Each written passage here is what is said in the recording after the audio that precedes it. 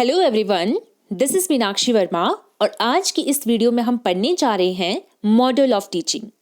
Model of teaching पढ़ने से पहले I would like to request you everyone that if you are new to my channel and if you haven't subscribe my channel till now, so please जाइए और मेरे channel को subscribe कर लीजिए and don't forget to hit the bell icon so that you can get the immediate notification whenever I upload the new video.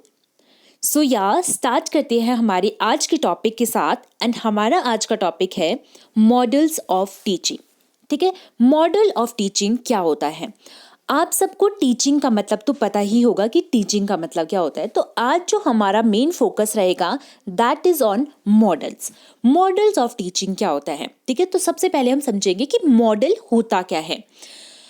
तो मैंने यहाँ पे लिखा है इंट्रोडक्शन। आपको पता है कि जब भी हम कोई भी टॉपिक स्टार्ट करते हैं तो हम हमेशा स्टार्ट करते हैं इसको अपने इंट्रोडक्शन के साथ। तो इस टॉपिक को भी हम स्टार्ट करेंगे विद इंट्रोडक्शन। तो मॉडल को अगर हम बात करें तो मॉडल्स जो है, अगर हम अपनी डे टू डे लाइफ में बात करें, ठीक है, अगर हम अपनी डे टू डे लाइफ में बात करें तो मॉडल्स का जो मतलब होता है वो अलग अलग होता है। अगर मैंने आपके लिए यहाँ पे कुछ एग्जाम्पल्स दिए हैं कि अगर मैं आपको एक जनरल लैंग्वेज में समझाना चाहूँ ना तो मॉडल्स क्या होते हैं। जैसे हम बोलते हैं he is my role model, ठीक है, कई गांधी जी को बोलते हैं Gandhi ji is my role model, ठीक है। कोई किसी एक्टर को बोलता है कि he is my role model, ठीक है। या कोई भी आपका फ्रेंड होता है या पर्सन होता है जिसको भी आप बहुत ज़्यादा एडमायर करते हो तो आप क्या बोलते हो? He is my role model, ठीक है। एक तो रोल मॉडल का ये मतलब होता है, या हम सिंपली बोले एक तो मॉडल का मतलब ये होता है। या हम बोल सकते हैं जैसे मान लो हमने कोई भी ब्रिज बनाना होता है, ठीक है, या हमें कोई फैक्ट्री बनानी होती है, या हमें कोई बिल्डिंग बनानी होती है। जैसे बिल्डिंग का एग्जांपल हम ताजमहल ले लेते हैं। तो जब किसी जब ताजमहल को बनाया गया था तो क्या करा गया था? उसका एक शॉर्ट मिनिएचर बनाया गया था। तो वो जो शॉर्ट मिनिएचर है वही क्या कहलाता है? वही कहलाता है मॉडल, ठीक है। मतलब जब आप किसी बड़ी चीज को एक शॉर्ट फॉर्म में रिप्रेजेंट करते हो तो that is what? That is model.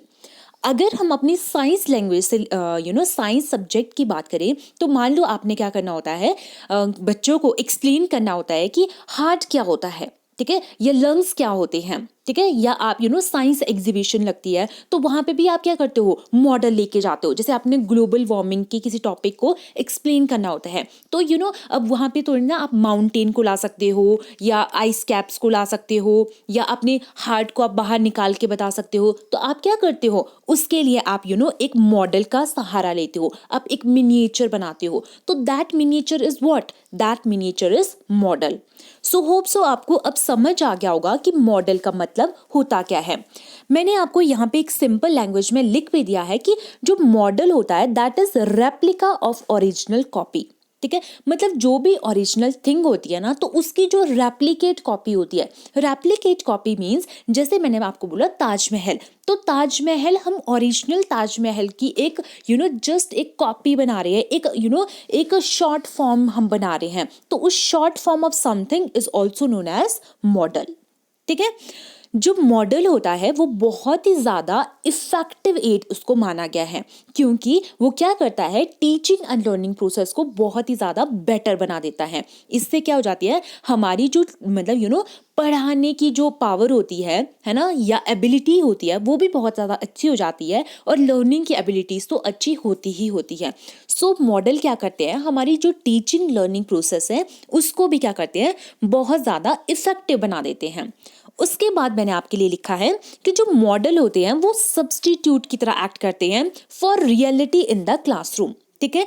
इसके बोलने का मतलब क्या हुआ? इसका मतलब हुआ जैसे मैंने आपको बोला कि अगर मान लो हमने हार्ट एक्सप्लेन करना है, हमें लंग्स के बारे में एक्सप्लेन करना है, तो हम अपना दिल निकाल के थोड़ी ना बता सकते हैं बच्चों को, है ना हम अपने लंग्स दिखा के बता सकते हैं कि यार दिस इज लंग, ये आर्टरीज है, ये वेन्स है, ऐसे नहीं समझा सकते ना। तो हम उसके लिए क्या लेते हैं? हम एक मॉडल लेते हैं। वो क्या करता है? एज अ सब्स्टिट्यूट, मतलब उसकी जगह वो हमारी रियल सिचुएशन, रियल हार्ट को ही बता रहा है, बट एक्चुअल हार्ट को हम रिप्रेजेंट नहीं करते हैं। उसकी जगह हम जिस चीज को यूज करते हैं उसको बोलते हैं सब्स्टिट्यूट, ठीक है। तो होप सो अब आपको समझ आ गया होगा कि मॉडल होता क्या है। अगर मैं आपको एक शॉर्ट ब्रीफ में बता दूं कि मॉडल होता क्या, तो आपको सिंपली इतना समझना है कि जो ओरिजिनल जो चीज़ होती है ना, एक्चुअल में जो रियल में जो चीज़ होती है, उसका जो एक शॉर्ट मिनिएचर होता है ना, उसको हम क्या बोलते हैं, मॉडल्स बोलते हैं। ठीक है। और मॉडल की अगर हम बात करें तो उसके डिफरेंट डिफरेंट मीनिंग होते हैं डे टू डे लाइफ में। उसके बाद हम बात करते हैं कुछ डेफिनेशंस की। मैंने यहाँ पे 2 डेफिनेशन इंक्लूड की गई है। जो फर्स्ट डेफिनेशन थी that was given by Paul, है ना। पॉल एंड उसके एसोसिएट्स ने कुछ एक डेफिनेशन दी थी मॉडल के लिए।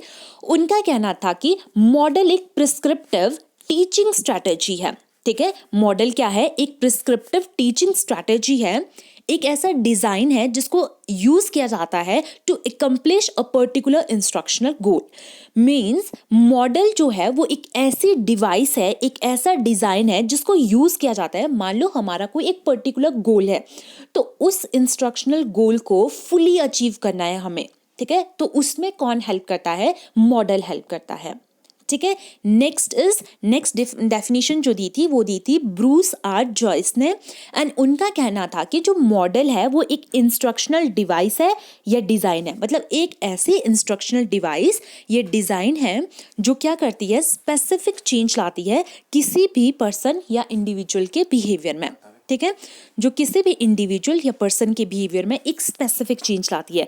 जैसे कि आपको पता होगा कि जो लर्निंग है, लर्निंग क्या करती है, बिहेवियर में ये तो चेंज लाती ही है। ठीक है। बिहेवियर में तो ये चेंज लाती है, लेकिन अगर हम बात करें कि यहाँ पे मॉडल्स के थ्रू जो हम चेंज लाते हैं, दैट चेंजेस स्पेसिफिक चीज, स्पेसिफिक चेंज। तो ये जो ब्रूस आर जॉयस थे, इन्होंने स्पेसिफिक चेंज की बात की थी कि जो भी मतलब कोई भी टीचर जो भी इंस्ट्रक्शनल गोल सेट करता है, जो भी ऑब्जेक्टिव सेट करता है, वही चेंज बच्चों में एट द एंड वो चाहता है। तो वो किसके थ्रू आते हैं, वो मॉडल्स के थ्रू आते हैं। ऐसा किसका कहना था, ऐसा ब्रूस आर जॉयस का कहना था।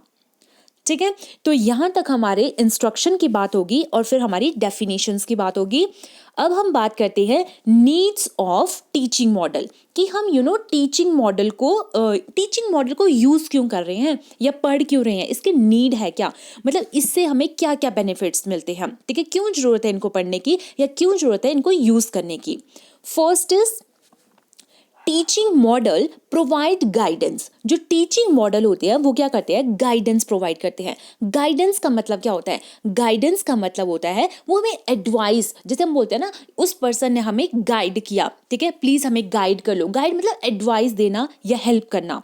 तो टीचिंग मॉडल भी क्या करते हैं, कहीं ना कहीं हेल्प करते हैं। ठीक है। किसको, दोनों को, स्टूडेंट्स को भी और टीचर को भी हेल्प करते हैं कि जो भी उन्होंने इंस्ट्रक्शनल ऑब्जेक्टिव या जो भी उन्होंने गोल सेट किए थे उनको वो फुली अचीव कर पाए। टीचर को कैसे हेल्प करता है, टीचर को हेल्प करता है कि वो पर्टिकुलर ऑब्जेक्टिव सेट करेगा और स्टूडेंट को हेल्प करेगा कि वो किस तरह से उन मॉडल का यूज करके, मॉडल्स को समझ के वो उन ऑब्जेक्टिव जो टीचर ने सेट किए थे उनको वो अचीव कर पाएगा। ठीक है। तो इस तरह से जो टीचिंग मॉडल होते हैं वो एज अ गाइडेंस, मतलब वो गाइडेंस प्रोवाइड करते हैं। Next, helpful in designing the curriculum. ठीक है। जो टीचिंग मॉडल होते हैं ना वो कहीं ना कहीं हमारे करिकुलम को भी डिजाइन करने में हेल्पफुल होते हैं। ठीक है। हमें पता होता है कि अगर कोई कोई 7th क्लास का स्टैंडर्ड का बच्चा है, कोई 10th क्लास का स्टैंडर्ड का बच्चा आता है, तो उसके लिए हमें किस तरह से किस करिकुलम को बनाना है। ठीक है। हम सभी को एक जैसा करिकुलम नहीं बना सकते। अब हम आर्ट्स के जो स्टूडेंट्स होते हैं उनको साइंस का मटेरियल नहीं पढ़ा सकते हैं। ये जो साइंस के बच्चे होते हैं उनको आर्ट्स की चीज़ होती है वो बहुत ज़्यादा टफ लगती है। तो इसी तरह से जो मॉडल्स होते हैं वो कहीं ना कहीं करिकुलम को भी बहुत ज़्यादा क्या करते हैं, अफेक्ट करते हैं। ठीक है। Next is helpful in development and selection of a instructional material. जो टीचिंग मटेरियल है, जैसे कि मान लो हमने क्या कर दिया, गोल सेट कर दिया। ठीक है। हमने क्या कर दिया, अपना ऑब्जेक्टिव सेट कर दिया। ठीक है। तो अब उन ऑब्जेक्टिव को अचीव करने के लिए हमें कौन कौन से मटेरियल को यूज करना है। हम किसी क्लास में मॉडल को तो ले गए, लेकिन उस मॉडल को भी तो हमें एक्सप्लेन करना है बच्चों को, इंस्ट्रक्शन देनी है बच्चों को कि किस तरह से वो किस गोल तक कैसे पहुंच सकते हैं, कैसे अचीव कर सकते हैं। तो उसके लिए कौन कौन से इंस्ट्रक्शनल मटेरियल हमें लेने हैं, उनको सिलेक्ट करने में भी हमें क्या करते हैं, जो टीचिंग मॉडल है वो बहुत ज़्यादा हेल्प करते हैं। Next is helpful in improving teaching learning process. ऐसा नहीं है कि अगर आप without teaching and learning material पढ़ाओगे क्लासरूम में तो टीचिंग और लर्निंग प्रोसेस इफेक्टिव नहीं होगी, लेकिन अगर आप टीचिंग मॉडल को यूज़ कर देते हो तो यही जो टीचिंग लर्निंग प्रोसेस है ये बहुत ही ज़्यादा इफेक्टिव और वी कैन से बेटर हो जाएगी।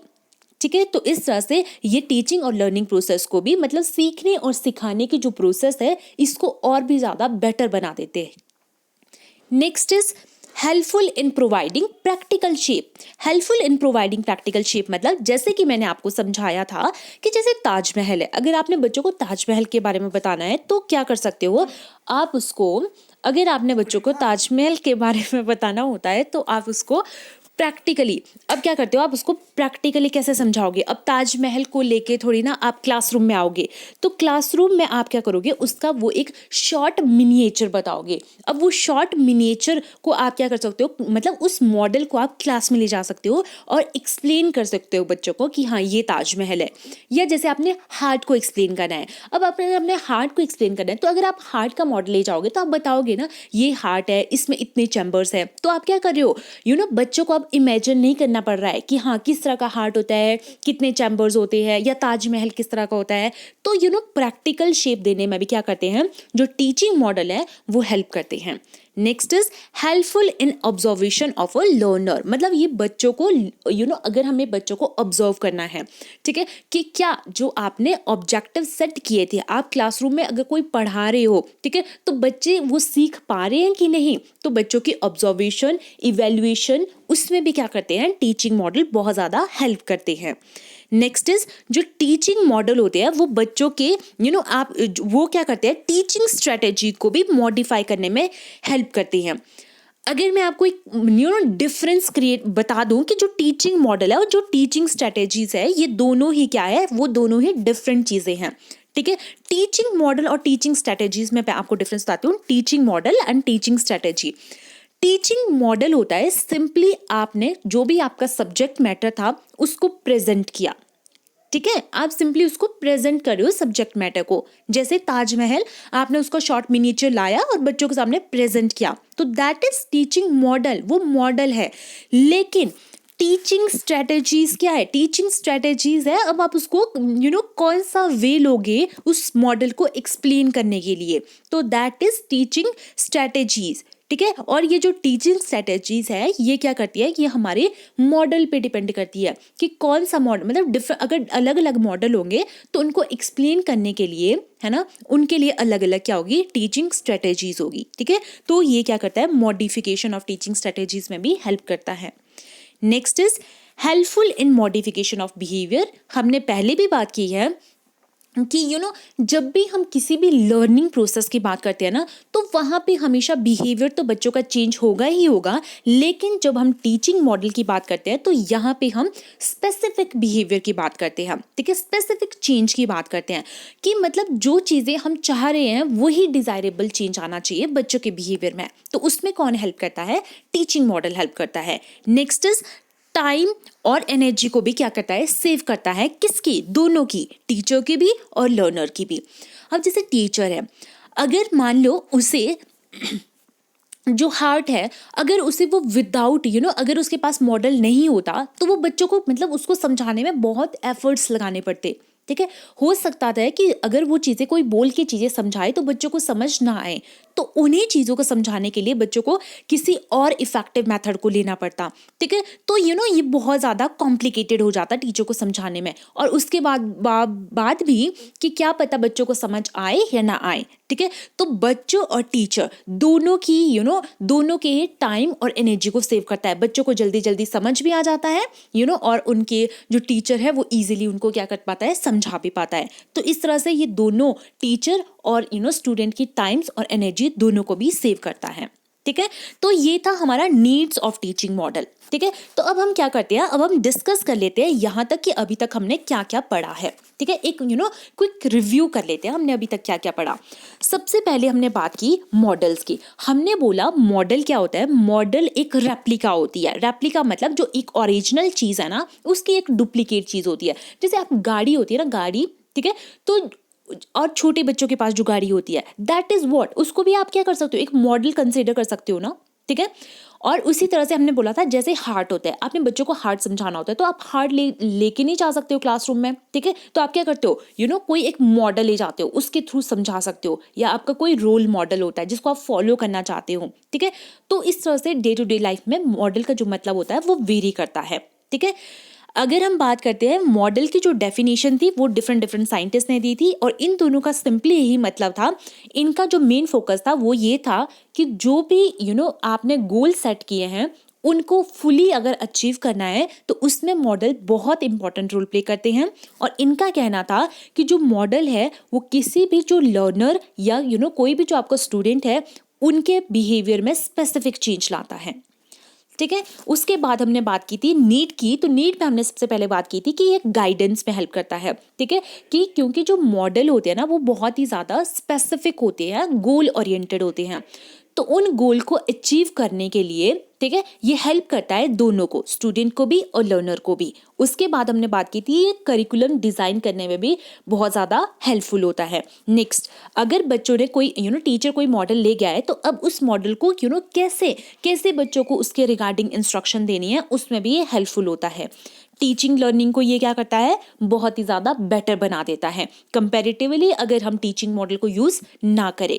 नेक्स्ट, ये प्रैक्टिकल शेप देता है, जिन चीज़ों को शायद हमें इमेजिन करना पड़े या जिन चीज़ों को हम क्लासरूम में नहीं ले जा सकते हैं तो उनकी प्रैक्टिकल अपीयरेंस कौन देता है, टीचिंग मॉडल देते हैं। नेक्स्ट, ये बच्चों की इवैल्यूएशन में भी बहुत ज़्यादा हेल्पफुल होता है। नेक्स्ट, ये टीचिंग मेथड्स या हम बोल सकते हैं टीचिंग स्ट्रैटेजीज को भी चेंज करने में हेल्पफुल होता है, या हम बोल सकते हैं मॉडिफाई या इम्प्रूव करने में हेल्पफुल होता है कि हम हमेशा एक ही टीचिंग मेथड से नहीं पढ़ा सकते हैं, है ना। एक ही टीचिंग स्ट्रैटेजी यूज़ करेंगे तो वो कहीं ना कहीं हमारे टीचिंग लर्निंग को उतना ज़्यादा इफेक्टिव नहीं बनाएगी। तो अगर हम मॉडल का यूज़ करेंगे तो अल्टीमेटली हमें अपनी टीचिंग स्ट्रैटेजीज को भी चेंज करना होगा। जब हम टीचिंग स्ट्रैटेजीज को चेंज करेंगे तो सो ऑब्वियस है इस पे बच्चों के बिहेवियर में चेंज आएगा ही आएगा, और उनकी जो लर्निंग प्रोसेस है वो भी कहीं ना कहीं इंक्रीज होगी। नेक्स्ट इज बिहेवियर में चेंज आएगा, ऑलरेडी हम डिस्कस कर चुके हैं। एंड नेक्स्ट इज टाइम और एनर्जी सेव होगा, दोनों का, टीचर का भी और स्टूडेंट का भी। ओके, सो इसके बाद हम बात करते हैं elements of teaching model. Elements of teaching model को समझना बहुत बहुत बहुत इंपॉर्टेंट है। आप जितने भी टीचिंग मॉडल पढ़ोगे हर एक टीचिंग मॉडल में ये जो एलिमेंट्स है ये सेम रहेंगे। तो आपने मेक श्योर करना है कि इन टीचिंग मॉडल को आप इजीली और यहीं पे अच्छे से सीख ले, क्योंकि अगर आपको ये एलिमेंट्स क्लियर हो जाते हैं ना तो आपके लिए हर एक टीचिंग मॉडल समझना बहुत ईजी हो जाएगा, ठीक है। तो उनमें आपने क्या करना है, तो अगर हम टीचिंग मॉडल को समझते हैं तो सबसे पहले हम बात करते हैं जो फर्स्ट इसका जो एलिमेंट है, ठीक है। जो टीचिंग मॉडल्स हैं उसके जो वेरियस एलिमेंट्स हैं उनमें से जो फर्स्ट एलिमेंट है दैट इज फोकस। तो अगर हम फोकस की बात करते हैं तो फोकस क्या होता है, हर एक जितने भी हमारे टीचिंग मॉडल है, हम पढ़ेंगे आने वाली कुछ स्लाइड्स में कि टीचिंग मॉडल जो होते हैं वो डिफरेंट टाइप के होते हैं। तो जितने भी टीचिंग मॉडल होते हैं ना, हर एक का अपना अपना क्या होता है, ऑब्जेक्टिव होता है, ठीक है। हर एक टीचिंग मॉडल जो होते हैं उनका जो होता है फोकस अलग अलग होता है। मतलब कई टीचिंग मॉडल ऐसे होते हैं उनका जो मेन मकसद होता है दैट इज बच्चों को कोई इंफॉर्मेशन देना। कईयों का जो है मोटिव होता है कि बच्चों के जो बिहेवियर है उसमें चेंज लाना, बच्चों की पर्सनैलिटी को चेंज करना, या कईयों का ये मोटिव होता है बच्चों की लर्निंग एबिलिटी को इंक्रीज करना, ठीक है। तो ये क्या है, ये मोटिव है। हर एक जो भी टीचिंग मॉडल होंगे सबका अपना अपना क्या होगा, ऑब्जेक्टिव होगा, ठीक है। सबका क्या होगा, अपना अपना ऑब्जेक्टिव होगा। तो इस तरह से जो फोकस होता है वो सेंट्रल पॉइंट होता है किसी भी टीचिंग मॉडल का, जो हमें ये बताता है, फोकस को पढ़ के ही हमें ये पता लग जाएगा कि ये पर्टिकुलर मॉडल हमें किस चीज़ के बारे में बताने जा रहा है या बताएगा, ठीक है। तो होप सो आपको समझ आ गया होगा कि फोकस क्या है। ये हमें ऑब्जेक्टिव के बारे में बताता है कि हम पढ़ने क्या जा रहे हैं, ठीक है। या अगर हम कोई पर्टिकुलर मॉडल को पढ़ते हैं तो उसके पीछे क्या ऑब्जेक्टिव है, क्या चाहता है वो model. Next is syntax. Syntax होता है जो किसी भी मॉडल के स्ट्रक्चर को एक्सप्लेन करता है, स्ट्रक्चर को डिस्क्राइब करता है। मतलब ये एक्सप्लेन करेगा कि जो कोई भी जो टीचिंग मॉडल है वो किस किस तरह से ऑर्गेनाइज है, सिस्टमैटिक अरेंजमेंट बताएगा ये किसी भी मॉडल की, ठीक है, कि कोई भी जो मॉडल है वो किस किस तरह से प्रोग्रेस करेगा, क्या एलिमेंट उसमें पहले आएंगे, क्या क्या क्या चीज़ें वो पहले एक्सप्लेन करेगा, क्या बाद में एक्सप्लेन करेगा, क्या उसके, तो मतलब किसी भी मॉडल की डिटेल में जो डिस्क्रिप्शन है, ये हम बोल सकते हैं सीक्वेंस वाइज जो स्टडी है वो हम किसके अंडर पढ़ेंगे, सिंटैक्स के अंडर पढ़ेंगे। Next is principal of reaction. Principle of reaction बताता है टीचर का रिएक्शन, ठीक है। मान लो आप क्लासरूम में कोई मॉडल को एक्सप्लेन कर रहे हो, ठीक है, तो जब आप किसी भी मॉडल को क्या कर रहे हो, एक्सप्लेन कर रहे हो, तो उस टाइम पे हो ही सकता है कि बच्चों को कोई क्वेरीज हो, ठीक है, या आपने कोई क्वेश्चन पूछा तो बच्चों ने रिस्पॉन्ड किया। तो जब बच्चे रिस्पॉन्ड कर रहे हैं उस पे जो टीचर है वो कैसे रिएक्ट करेगा, तो that comes under principal of reaction. Next is social interaction. Social interaction हमें बताएगा रिलेशनशिप के बारे में, कि जो टीचर है और जो स्टूडेंट है उनके बीच की जो रिलेशनशिप है वो किस टाइप की रिलेशनशिप है, तो उसके बारे में कौन बताएगा, हमें सोशल सिस्टम बताएगा। Next is support system. Support system बताता है कि ठीक है, टीचर के अंदर एबिलिटीज है, कॉम्पिटेंसी है कि वो पढ़ा सकता है, अच्छा पढ़ा सकता है, लेकिन इसके बावजूद भी टीचर को अगर अपनी टीचिंग एंड लर्निंग जो भी प्रोसेस है उसको इफेक्टिव बनाना है और ज़्यादा बेटर बनाना है, तो वो कौन कौन से और मेथड्स को यूज़ कर सकता है, या और किन किन चीज़ों की उसको रिक्वायरमेंट होती है।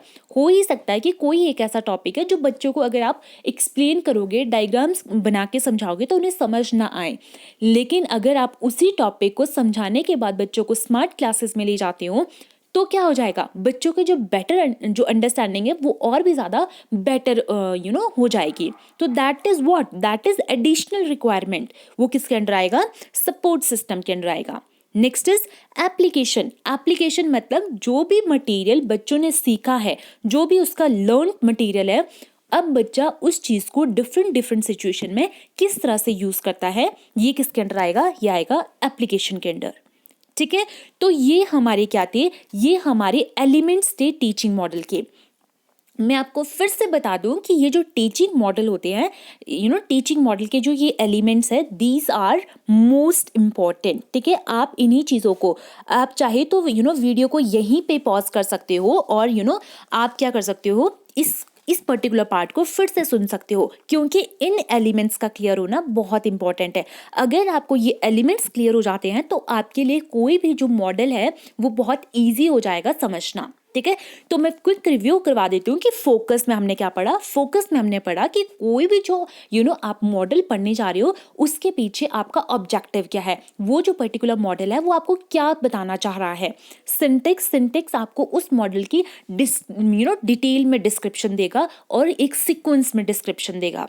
Next is principal of reaction. Principle of reaction बताता है कि स्टूडेंट ने अगर कोई रिस्पॉन्ड किया है क्लास में, तो अब टीचर उस पर कैसे अपनी प्रतिक्रिया देगा, मतलब कैसे रिएक्ट करेगा टीचर स्टूडेंट के रिस्पॉन्स पे, that comes under principal of reaction. Next is social system. Social system बताता है कि जो टीचर और जो स्टूडेंट है उनके बीच में रिलेशनशिप को बताएगा। Next is support system. Support system मतलब ठीक है, टीचर के अंदर एबिलिटीज है, कॉम्पिटेंसी है, लेकिन इसके साथ साथ भी मतलब और किन मटेरियल को वो यूज कर सकता है। Next is application. जो भी चीजें पढ़ाई गई है क्लासरूम में, है ना, तो उस पर्टिकुलर चीज को कोई भी जो स्टूडेंट है वो कैसे यूज कर सकता है अपनी डे टू डे लाइफ में या किसी भी डिफरेंट सिचुएशन में।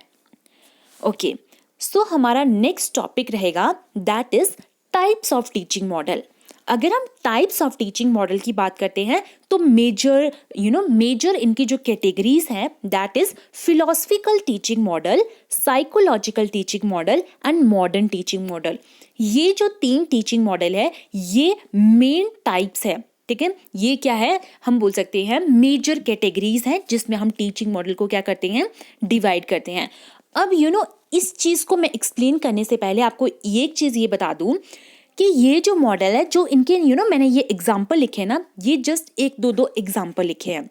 इसके अंदर बहुत सारे एग्जाम्पल आते हैं, लेकिन आप हर एक एग्जाम्पल को नहीं पढ़ सकते हो। बहुत 50 से 60 एग्जाम्पल ऐसा माना गया है कि मॉडल्स जो है वो हमारे टीचिंग मॉडल एग्जिस्ट करते हैं। तो उन सारे मॉडल को तो हम नहीं पढ़ सकते हैं, हमें तो जस्ट इतना मटेरियल ले लेना है कि हमारे 16 मार्क्स आ जाए हमारी बीएड के एग्जामिनेशन में। सो इसीलिए मैंने आपके लिए इनको क्या किया है, क्रिस्प नोट आपके लिए प्रोवाइड किया है कि आप क्या करोगे, इसका एक फ्लो चार्ट बनाओगे। जब भी आपको टीचिंग मॉडल पे क्वेश्चन आएगा तो आप इस चीज़ को मेक श्योर करोगे कि आप हमेशा उसका इंट्रोडक्शन लिखोगे, हमेशा डेफिनेशन लिखोगे, हमेशा उसकी नीड लिखोगे कि आप टीचिंग मॉडल को पढ़ रहे हो, यूज़ कर रहे हो तो उसकी नीड है क्या, क्यों कर रहे हो, वो चीज़ आपको पता होनी चाहिए। उसके बाद एलिमेंट को तो आप कभी भी स्किप नहीं कर सकते, एलिमेंट्स तो आपको लिखने ही लिखने होंगे। And next is types of teaching model. फिर आप यहाँ पे क्या कर सकते हो, इसका एक फ्लो चार्ट बना सकते हो। जैसे मैंने आपको बोला कि ये 3 मेजर कैटेगरीज में डिवाइड हो जाता है। First is philosophical teaching model, next is psychological teaching model and next is modern teaching model. अब इसके अंडर कुछ एग्जाम्पल लिखे हैं। जैसे फर्स्ट इज, अगर मैं बात करूं psychological teaching model, philosophical teaching model. Philosophical teaching model मतलब फिलॉसफी है यहाँ पे, ये एक्चुअल में नहीं, ये कोई भी जो पर्सन थे उनकी फिलॉसफी पे ये मॉडल जो है ये बनाए गए, मतलब उनका नज़रिया क्या था, उनके अकॉर्डिंगली जो टीचिंग एंड लर्निंग प्रोसेस है वो कैसे होती है, that comes under philosophical teaching model. जैसे इसमें impression teaching model, insight model और रूल मॉडल, ठीक है, ये किसके अंडर आएंगे, ये आएंगे फिलोसफिकल टीचिंग मॉडल के under. Next is psychological teaching model. यहाँ पे हम कहीं ना कहीं ब्रेन की इन्वॉल्वमेंट की बात भी करेंगे। साइकोलॉजिकल टीचिंग मॉडल में हम अपना एक मेजर मॉडल को डिस्कस करेंगे, दैट इज ग्लेजर मॉडल, ठीक है, जिसको बेसिक टीचिंग मॉडल को ही ग्लेजर मॉडल ऑफ टीचिंग भी कहा जाता है। And next is interaction model. और मॉडर्न टीचिंग मॉडल की अगर हम बात करें तो that is concept attainment model which is popularly known as Bruner model. और next is social interaction model, जिसको इंक्वायरी मॉडल के नाम से भी जाना जाता है, एंड बिहेवियर मॉडिफिकेशन मॉडल। तो ये बहुत सारे मॉडल है, लेकिन फिर से बोलूंगी कि हर एक मॉडल को हम एक्सप्लेन नहीं कर सकते हैं। तो आपने करना क्या है, आपने यही करना है कि अगर आपको simply types of teaching model पे भी आ जाए तो आपने उसका मीनिंग लिखना है, डेफिनेशन लिखना है, नीड्स लिखनी है, एलिमेंट्स लिखने हैं, और फिर आप क्या करोगे, ये एक आप फ्लो चार्ट बना दोगे, ठीक है। इस फ्लो चार्ट को आप एक्सप्लेन करोगे, लेकिन बनाओगे, लेकिन जब when it comes to explanation तो आप क्या कर सकते हो, एक एक टीचिंग मॉडल को यहाँ से उठा सकते हो और उनको एक्सप्लेन कर सकते हो। लेकिन क्योंकि जो मेरा टारगेट है वो है आपके सेकंड 4th यूनिट के सेकंड चैप्टर को कंप्लीट करना, और वहाँ पे जो हमारा जो है वो मेनली आ जाता है ग्लेजर मॉडल। तो इस पर्टिकुलर वीडियो में मैं आपके लिए इंप्रेशन मॉडल और ग्लेजर मॉडल को क्या करूँगी, इंक्लूड करूँगी। और जो कॉन्सेप्ट अटेनमेंट मॉडल है दैट इज ब्रूनर मॉडल, वो अगर आप लोग चाहते हो तो let me know in the comment section. तो मैं आने वाली टाइम में इसके लिए क्या बना दूंगी, इस पे भी आपके लिए वीडियो बना दूंगी, सो दैट कि आपको ये भी कॉन्सेप्ट क्लियर हो जाए, या अगर आप इसको अपने एंड से करना चाहते हो तो आप इसको अपने एंड से भी कर सकते हो। तो मेरा मेनली मकसद रहेगा कि सेकंड चैप्टर को कंप्लीट करवाना, उसमें हमारा ग्लेजर मॉडल ऑफ टीचिंग जो होता है वो उसमें इंक्लूड किया गया है, और बिकॉज इंप्रेशन मॉडल एक बहुत ही छोटा मॉडल है और ईजिली हो जाएगा, इसलिए मैं इसको भी यहाँ पे इंक्लूड कर लूँगी। ओके, सो अब बात करते हैं हमारे इंप्रेशन मॉडल की, ठीक है, कि इंप्रेशन मॉडल है क्या।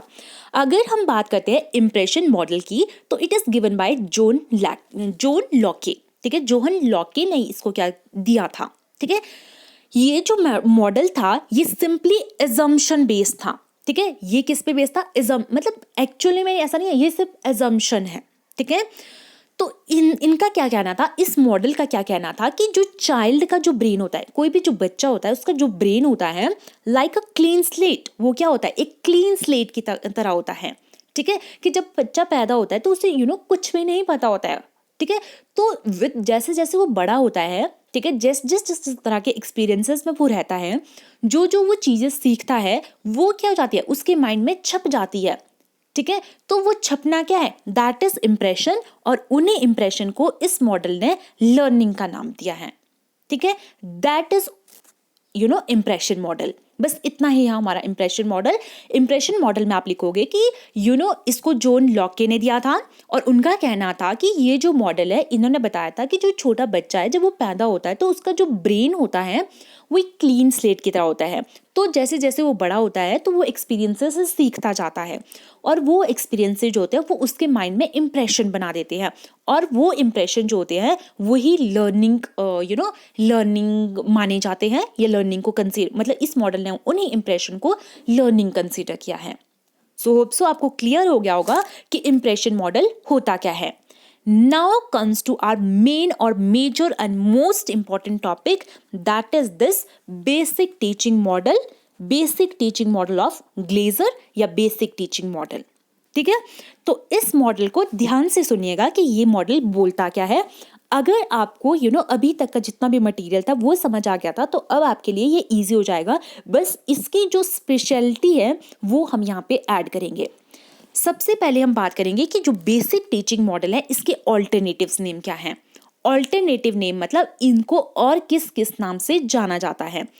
तो जो ये बेसिक टीचिंग मॉडल है इसको क्लासरूम टीचिंग मॉडल के नाम से भी जाना जाता है और ग्लेजर टीचिंग मॉडल के नाम से भी जाना जाता है।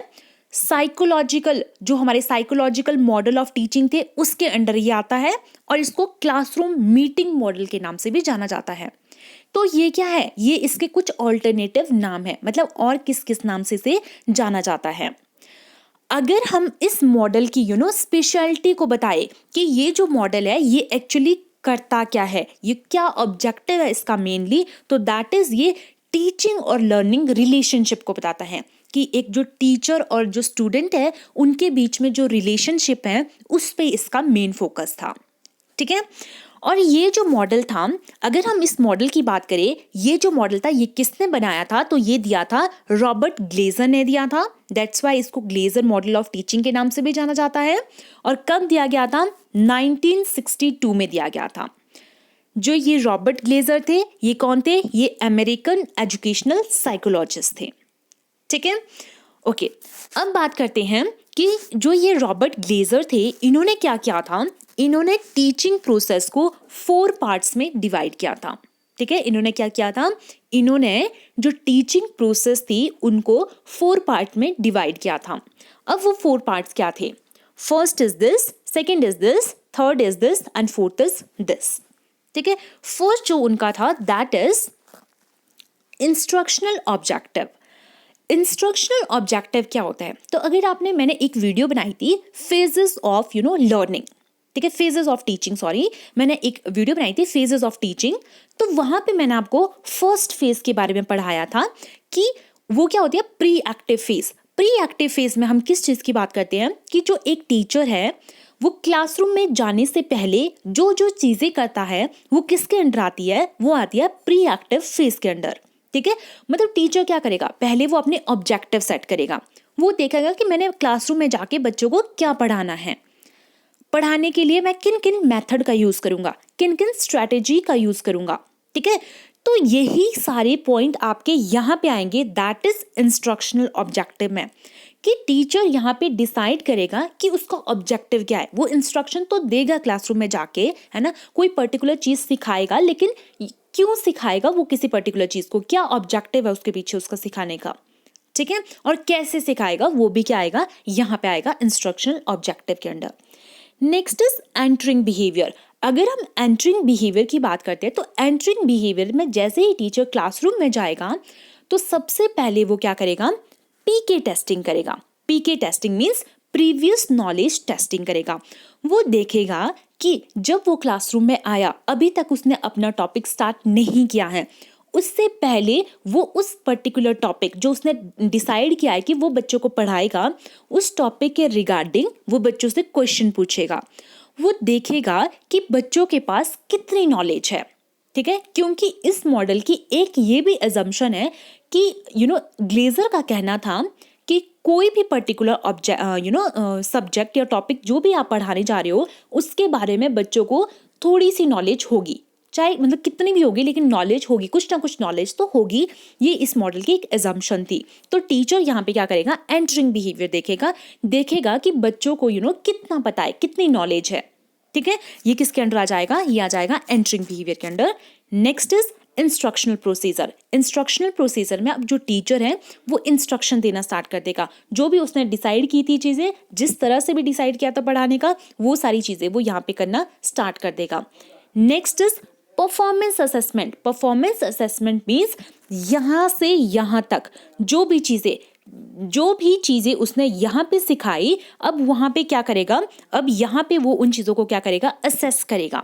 मीन्स देखेगा कि क्या जो उसने ऑब्जेक्टिव यहाँ पे डिसाइड किए थे, क्या वो यहाँ पे अचीव हुए कि नहीं हुए। ठीक है, जो चीज़ें उसने यहाँ पे सिखाई, क्या वो यहाँ पे उसको अब फुली आ गई है कि नहीं आई है। ठीक है, तो यहाँ पे वो क्या करेगा, परफॉर्मेंस को असेस करेगा। ठीक है, तो ये क्या थे, ये 4 मेन टाइप थे जो ग्लेजर ने जिस टाइप ग्लेजर ने, मैंने आपको बताया था कि टीचिंग प्रोसेस को 4 पार्ट्स में डिवाइड किया है, तो ये वो 4 पार्ट्स थे। ठीक है, अब इनमें मैंने क्या किया है, कुछ ये जो एरोज लगाए हैं, ये एरोज क्या बताते हैं, ये बताते हैं फीडबैक लूप को। फीडबैक लूप मीन्स अगर यहाँ पे कोई प्रॉब्लम आ रही है या यहाँ पे कोई प्रॉब्लम आ रही है तो आप रिवर्स जा सकते हो। ठीक है, और उन एरर को करेक्ट कर सकते हो। ठीक है, तो ये था फीडबैक लूप का मतलब। और अगर हम इस मॉडल की और कुछ कैरेक्टरिस्टिक्स के बारे में बात कर लें, ठीक है, या अजम्पशन के बारे में बात कर लें, तो ये जो मॉडल था बेसिक टीचिंग मॉडल, नाम में बता रहा है बेसिक, मतलब क्योंकि ये हर एक लेवल और हर एक सब्जेक्ट के लिए एप्लीकेबल था। हर एक लेवल मतलब ऐसा नहीं है कि ये आपके प्राइमरी स्कूल के लिए नहीं होगा, सेकेंडरी स्कूल के लिए नहीं होगा, हाई स्कूल के लिए नहीं होगा, ये हर एक लेवल ऑफ टीचिंग में एप्लीकेबल होता है।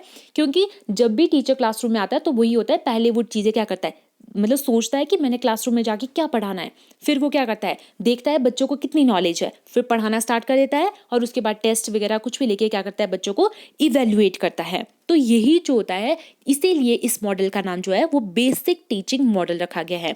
और ये हर एक सब्जेक्ट के लिए एप्लीकेबल है। हर एक सब्जेक्ट के लिए एप्लीकेबल मतलब ऐसा नहीं है कि ये मॉडल मैथ्स में फॉलो नहीं होगा, साइंस में नहीं होगा, इंग्लिश में नहीं होगा, हिंदी में नहीं होगा। ये हर एक लैंग्वेज हर एक सब्जेक्ट में यही मॉडल जो है ये एप्लीकेबल होता है मोस्टली। ठीक है, फिर हम बात करते हैं कि ये जो मॉडल है ना, ये टाइम बाउंडेड नहीं है। ठीक है, ये फ्लेक्सिबल मॉडल है। आप अगर 40 मिनट की क्लास लोगे तब भी आप इस प्रोसीजर को ले सकते हो, 2 आवर्स की लोगे, 1 मंथ की, 1 वीक की, चाहे जितना भी, मतलब कोई भी क्लास ले रहे हो आप, ये जो मॉडल होता है ये वहाँ पे एप्लीकेबल होता है। ठीक है, अब रहता है एक टॉपिक, दैट इज, जैसे कि हमने बात किया था एलिमेंट्स। हर एक जो भी टीचिंग मॉडल होगा, हर एक के अपने क्या क्या होंगे, एलिमेंट्स होंगे। तो उन एलिमेंट्स को अब हम डिस्कस करेंगे। हमने एलिमेंट्स को डिस्कस कर लिया था, लेकिन हमने बात किया था कि हर एक जितने भी मॉडल्स होंगे, हर एक के एलिमेंट्स तो होंगे, लेकिन उनके अंदर का मटेरियल जो होगा वो थोड़ा चेंज हो जाएगा। जैसे मैंने आपको बताया था फोकस, एलिमेंट क्या होगा, फोकस में मैंने आपको क्या बताया था, फोकस में अगर हम प्रीवियस स्लाइड में जाएं तो हमने क्या पढ़ा था, फोकस क्या बताता है, सेंट्रल पॉइंट या ऑब्जेक्टिव बताता है कि ऑब्जेक्टिव क्या है उस मॉडल का। तो अब इसको रिलेट कर देते हैं अपने ग्लेजर मॉडल से। तो जो ग्लेजर मॉडल था उसका ऑब्जेक्टिव क्या था, एंटायर टीचिंग लर्निंग प्रोसेस। इसका जो मेन ऑब्जेक्टिव था वो था टीचिंग लर्निंग प्रोसेस पे। ठीक है, कि जो टीचिंग और लर्निंग जो रिलेशनशिप है वो कैसी है। ठीक है, वो इस जो मॉडल है उसका मेन ऑब्जेक्टिव था। ठीक है, नेक्स्ट हमने बात की थी सिंटैक्स की। अगर हम सिंटैक्स की बात की तो मैंने आपको वहां पे बताया था कि सिंटैक्स का मतलब होता है सिस्टेमैटिकली अरेंज करना, या एक मॉडल की डिटेल डिस्क्रिप्शन और एक सीक्वेंस में डिटेल डिस्क्रिप्शन।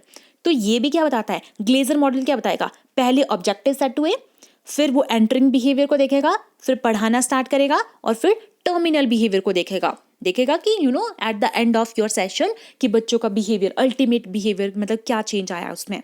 ठीक है, तो दैट इज सिंटैक्स। फिर हम बात करते हैं principal of reaction. Principle of reaction बस यही एक टॉपिक है जो यहाँ पे थोड़ा डिफिकल्ट हो सकता है, बाकी तो ये सारे इजी है। अगर हम बात करते हैं प्रिंसिपल ऑफ रिएक्शन की, तो प्रिंसिपल ऑफ रिएक्शन में यहाँ पे 3 पॉइंट्स दिए गए हैं, that is principle of interdependence, principle of active involvement and principle of follow up. ठीक है, अब हम क्या करते हैं, इन सभी को हम 1 बाय 1 करते हैं, लेकिन हम स्टार्ट करेंगे प्रिंसिपल ऑफ एक्टिव इन्वॉल्वमेंट से। ठीक है, हम किस चीज़ से स्टार्ट करेंगे? हम स्टार्ट करेंगे प्रिंसिपल ऑफ एक्टिव इन्वॉल्वमेंट से। अगर हम प्रिंसिपल ऑफ एक्टिव इन्वॉल्वमेंट की बात करते हैं तो जनरली जब भी आपने पढ़ा होगा तो एक्टिव इन्वॉल्वमेंट से आपके माइंड में यही आता है कि एक्टिव इन्वॉल्वमेंट, बच्चों की एक्टिव इन्वॉल्वमेंट होनी चाहिए।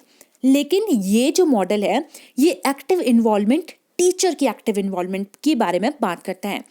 इस मॉडल का कहना था कि जो टीचर है वो एक्टिव पार्ट होता है, ठीक है, वो एक्टिवली पार्टिसिपेट करता है, वो ऑब्जेक्टिव डिसाइड करता है, वो मॉडल बनाता है, वो मॉडल को एक्सप्लेन करता है। इसीलिए एक्टिव इन्वॉल्वमेंट की बात ग्लेजर के अकॉर्डिंगली किसके लिए थी? टीचर के लिए थी। वो टीचर की एक्टिव इन्वॉल्वमेंट की बात करता है। Next is principle of interdependence. जैसे मैंने आपको बताया था कि प्रिंसिपल ऑफ रिएक्शन का मतलब होता है कि टीचर कैसे रिस्पॉन्ड करता है स्टूडेंट के रिएक्शन, टीचर का क्या रिएक्शन होता है स्टूडेंट के रिस्पॉन्ड पे, ठीक है। तो प्रिंसिपल ऑफ इंटरडिपेंडेंस भी हमें स्टूडेंट के रिस्पॉन्स पे टीचर के रिएक्शन के बारे में ही बताता है। कि जैसे आपको पता है कि ये जो मॉडल होता है ये क्या बताता है? स्टूडेंट और टीचर के बीच में रिलेशनशिप को बताता है ना। तो जब टीचर समझा रहा था क्लास में किसी भी, जो भी उसका ऑब्जेक्टिव था, जब वो मॉडल को एक्सप्लेन कर रहा था, तो उस टाइम टीचर और स्टूडेंट के बीच में क्या रिलेशनशिप थी, उसके बेसिस पे यहाँ पे क्या हो जाएगा? जो टीचर है उसका रिस्पॉन्स आएगा। Next is principle of follow up. Principle of follow up मतलब इन केस अगर जो ऑब्जेक्टिव टीचर ने सेट किए थे वो अगर फुली अचीव नहीं हो पाए, है ना, वहां पे कोई ना कोई गैप रह गया, तो अब यहाँ पे वो चीज़ डिसाइड की जाती है कि उन्हीं गैप को कैसे ठीक किया जाए, कौन कौन से करेक्टिव मेजर लिए जाए कि सो दैट कि वो जो गैप जो लेफ्ट आउट रह गए थे उनको हम फुलफिल कर सके, ठीक है। तो ये था प्रिंसिपल ऑफ रिएक्शन के under. Next is social system. Social system में हमने बात की थी कि स्टूडेंट और टीचर के बीच में कैसा रिलेशनशिप होगा। तो जैसा कि हम बात कर ही रहे हैं कि ये जो ग्लेजर मॉडल है, कहीं ना कहीं इसमें क्या होता है? टीचर एक प्रोमिनेंट रोल प्ले करता है, ठीक है। हमने बात की थी एक्टिव इन्वॉल्वमेंट भी किसकी होगी? टीचर की होगी। तो सोशल सिस्टम का भी यही कहना था कि ये जो मॉडल है इसकी जो सक्सेस है वो किस पे डिपेंड करती है? वो टीचर की एबिलिटी और कॉम्पिटेंसी पे डिपेंड करती है। डिपेंड करता है कि उसने किस किस टाइप के ऑब्जेक्टिव को सेट किया है, क्या क्या स्ट्रैटेजीज यूज की उनको फुलफिल करने के लिए, और फिर उसके बाद कैसे उसको इवेल्युएट किया, ठीक है। तो मेजर जो काम है वो किसने किया? टीचर ने किया। इसीलिए ग्लेजर मॉडल का कहना था कि जो सोशल सिस्टम है उसमें जो टीचर है वो डोमिनेटर होगा और जो स्टूडेंट होगा वो रिसेप्टिव होगा, मतलब वो सिंपली रिसीव करेगा। टीचर जो होगा वो वहां पे डोमिनेटर का रोल प्ले करेगा अकॉर्डिंग टू दिस मॉडल, ठीक है। Next is support system. Support system में हमने बात की थी कि टीचर की एबिलिटीज और कॉम्पिटेंसी के अलावा भी कौन कौन से मटेरियल है जो टीचर यूज कर सकता है अपनी टीचिंग लर्निंग प्रोसेस को इफेक्टिव बनाने के लिए। तो इस मॉडल का भी यही कहना था कि एक प्रॉपर लर्निंग एनवायरनमेंट होना चाहिए, प्रॉपर क्लासरूम होना चाहिए, ठीक है। और जो भी मतलब प्रॉपर टीचर जो है वो उसको मतलब इतनी एबिलिटीज होनी चाहिए उसके अंदर कि जिस भी मेथड, जिस भी मॉडल को अगर वो एक्सप्लेन करना चाहे तो उसके लिए एक प्रॉपर स्ट्रैटेजी को यूज करे कि वो अपने मॉडल को कैसे एक्सप्लेन करेगा और किस किस वे से एक्सप्लेन करेगा, ठीक है। और इवेल्युएशन टेक्निक भी होनी चाहिए। जब वो समझा रहा है, उसने समझा दिया, एट द एंड जब उसे टर्मिनल बिहेवियर चेक करना है स्टूडेंट का, तो उसके लिए प्रॉपर इवेल्युएशन टेक्निक्स भी होनी चाहिए, ठीक है। Last is application. एप्लीकेशन में हम बात करेंगे कि जितना भी लर्निंग जो भी टीचिंग लर्निंग प्रोसेस हुई तो वो किस किस तरह से अब वो रियल लाइफ सिचुएशन में उसको यूज़ कर सकता है, ये डिफरेंट सिचुएशन में कैसे यूज़ कर सकता है। तो इस मॉडल की जो एप्लीकेशन है वो यही है कि ये जो मॉडल है ये एप्लीकेबल है हर एक सब्जेक्ट के लिए और हर एक लेवल के लिए, ठीक है। ऐसा नहीं है किसी पर्टिकुलर एक सब्जेक्ट के लिए है या पर्टिकुलर किसी क्लास के लिए है या किसी क्लास के लिए एप्लीकेबल नहीं होता है। तो यही इसकी क्या थी? एप्लीकेशन थी।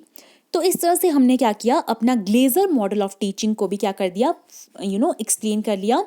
अब मैं क्या करती हूँ, आपके लिए ग्लेजर मॉडल ऑफ टीचिंग को एक बार रिवाइज करवा देती हूँ कि ग्लेजर मॉडल ऑफ टीचिंग ने क्या क्या बोला था। तो फटाफट से रिवाइज कर देते हैं। ग्लेजर टीचिंग मॉडल को हमने सबसे पहले ऑल्टरनेटिव नेम की बात की थी। हमने बोला था कि इसको हम बेसिक टीचिंग मॉडल के साथ साथ क्लासरूम टीचिंग मॉडल भी बोल देते हैं, ग्लेजर टीचिंग मॉडल भी बोल देते हैं और क्लासरूम मीटिंग मॉडल भी बोल देते हैं, ठीक है। और ये इसका जो मेन फोकस था वो था टीचिंग लर्निंग रिलेशनशिप को बताने, ठीक है, कि टीचर और स्टूडेंट के बीच में किस किस टाइप की रिलेशनशिप थी। रॉबर्ट ग्लेजर ने इसको दिया था, 1962 में दिया था। वो एक अमेरिकन साइकोलॉजिस्ट थे। उन्होंने क्या किया था, जो टीचिंग प्रोसेस थी उसको 4 पार्ट्स में डिवाइड किया था, instructional objective, entering behaviour, instructional procedure और परफॉर्मेंस असेसमेंट। यहाँ पे ऑब्जेक्टिव सेट करेगा, यहाँ पे प्रीवियस नॉलेज टेस्टिंग करेगा, यहाँ पे पढ़ाना स्टार्ट करेगा और यहाँ पे देखेगा, असेस करेगा, इवेल्युएट करेगा, ठीक है।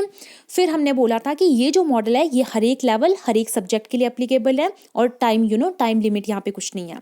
फिर हमने एलिमेंट्स की बात की थी, focus, syntax, principle of reaction, principle of reaction, next is social system, next is support system and next is application. तो इस तरह से हमने अपना ग्लेजर मॉडल ऑफ टीचिंग को भी क्या कर दिया, कंप्लीट कर दिया। होप सो आपको ये पूरा टॉपिक क्लियर हो गया होगा।